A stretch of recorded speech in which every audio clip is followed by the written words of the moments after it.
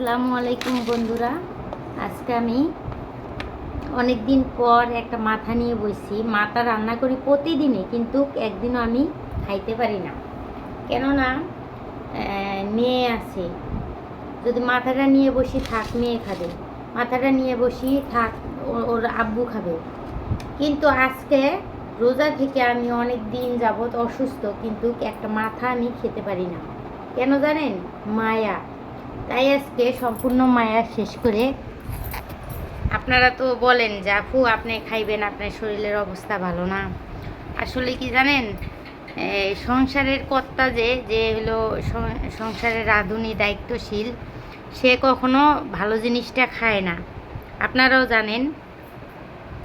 এই জন্য বলতেছি আজকে আমি, আপনারা যেহেতু খেতে বলছেন, আমি আজকে মাথাটা খাবো। আমরা হচ্ছে গরিব মানুষ, কখনো বড় মাছ আনা হয় না, তাই আমি আজকে মাথাটা খাবো আপনাদের সামনে। ঠিক আছে? আপনাদেরও দাওয়াত রইল কিন্তু, ঠিক আছে?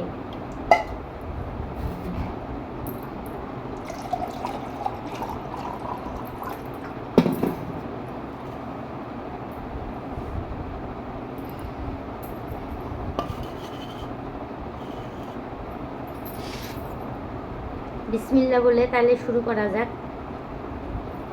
ঠিক আছে? বিসমিল্লাহ বলে শুরু করলাম। বিসমিল্লাহ।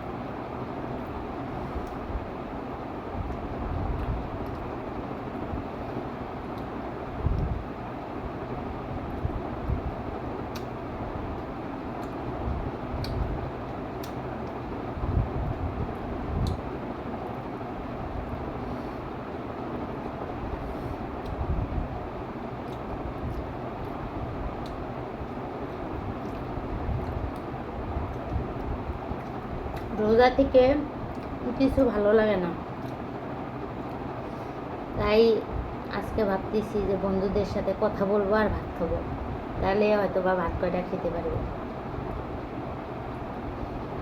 এই পুরো রোজাগুলো করলাম রমজান মাসে, কোনো দিন আমি এক প্লেট ভাত খাইনি, খাইতে পারিনি অসুস্থতার কারণে।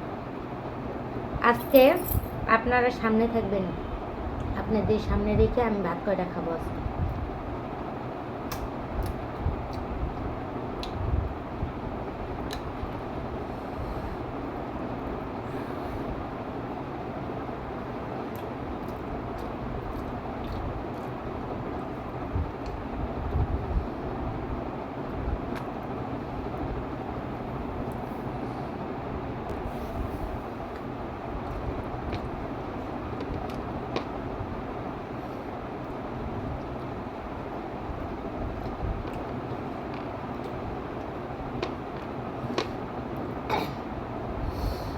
দেখুন বন্ধুরা,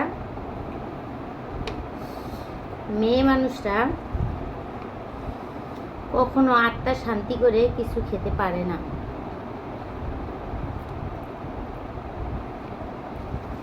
মনে পড়ে সন্তানের কথা,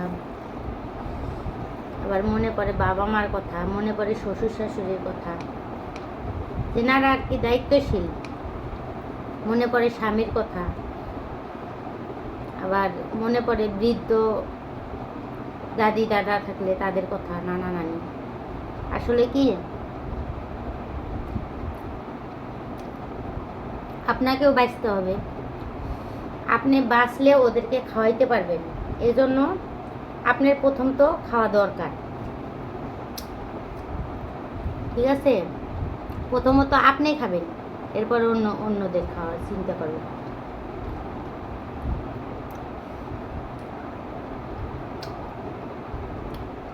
আমি আগে না খেয়ে খেয়ে ওনাদেরকে খাওয়াইতাম। এখন আমি অসুস্থ, কোনো কাজকাম করতে পারি না, ওদেরকেও খাওয়াইতে পারি না, রান্না করতে পারি না, তাহলে ওদেরকে খাবো কী করে? এই জন্য ভাবতেছি আমি খেয়ে সুস্থ হয়ে ওদেরকে খাবো, ঠিক আছে? যদি কথাগুলো ভালো লেগে থাকে একটা করে লাইক শেয়ার কমেন্ট করবেন।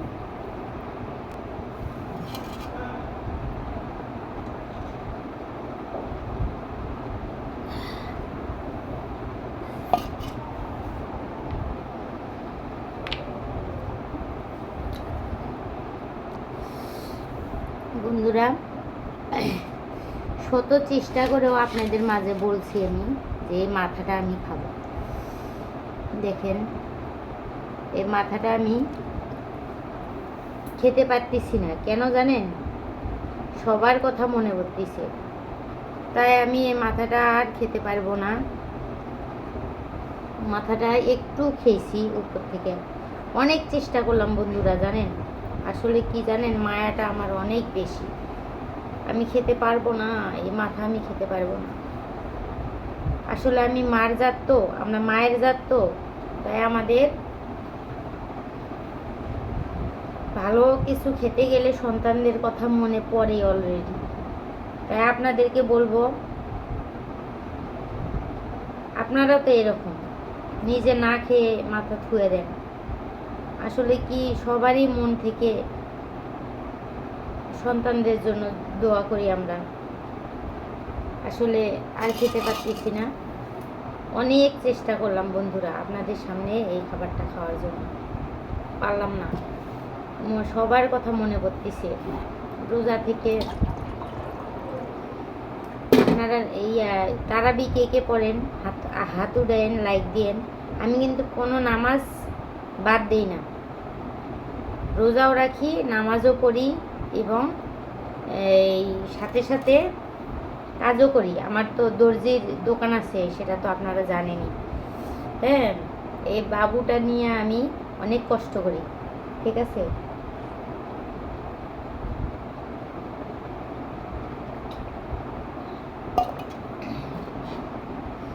তাই আমি আপনাদেরকে বলবো যে যারা যারা আমার মতো সন্তানদেরকে বেশি বেশি ভালোবাসেন তারা আমাকে একটু কমেন্ট করে জানাবেন। আসলে এত মায়া কেন, কোথায় থেকে আসে এত মায়া, সত্যি আমি জানি না। হ্যাঁ বন্ধুরা, অবশেষে রেখেই দিলাম, শখের মাথার খাওয়া হইল না। হ্যাঁ, আসলে এই ভিডিওটা আপনাদের কাছে ছেড়ে আমি তারাবি পড়ব, ঠিক আছে? তারাবি পড়ব, তারাবি পড়ে উঠে দোয়া পড়ে আমি দেখব যে কে কতজন আমাকে লাইক কমেন্ট শেয়ার করেছেন। তাদের জন্য, শুধু তাদের জন্য, যারা আমাকে লাইক কমেন্ট শেয়ার করবে তাদের জন্য আমি অপেক্ষায় থাকব, ঠিক আছে? ভালো থাকবেন, সুস্থ থাকবেন, রোজা রাখবেন, নামাজ পড়বেন, তারাবি পড়বেন, সবার জন্য দোয়া করবেন। সবাই আমরা সবার জন্য, তাই কি নয়? আল্লাহ হাফেজ, ভালো থাকবেন বন্ধুরা। হ্যাঁ, আশা করি এই অগ্রিম ঈদের দাওয়াত দিলাম আমি, অগ্রিম সবাইকে অগ্রিম ঈদের দাওয়াত করলাম। সবাই কিন্তু আমার বাসায় দাওয়াত খেতে আসবেন। আমার বাবু ওই যে ঘুমাইতেছে, ঠিক আছে? ও ঘুমাচ্ছে, ওরে ঘুমায় থুয়া আমি রান্নাবান্না শেষ করলাম, ইফতারি করলাম। ও অবশ্য 4টা বাজে ঘুমাইছে, ও আশা করি এখন উঠবে না। একবারে উঠবে কখন, ওর আব্বুর আবার 3টা বাজে, রাত 3টা বাজে ছুটি। হ্যাঁ, আস্তে আস্তে 3:30 বাজবে, ওই 3:30 বাজে ও আবার উঠটা আমাদের শেয়ারি খাবো না আমরা, শেয়ারির সাথে ও আবার হ্যাঁ যোগ হবে। আল্লাহ হাফেজ, ভালো থাকেন। তারাবি দাওয়াত দিলাম। তারাবি পড়বো এখন। আল্লাহ হাফেজ।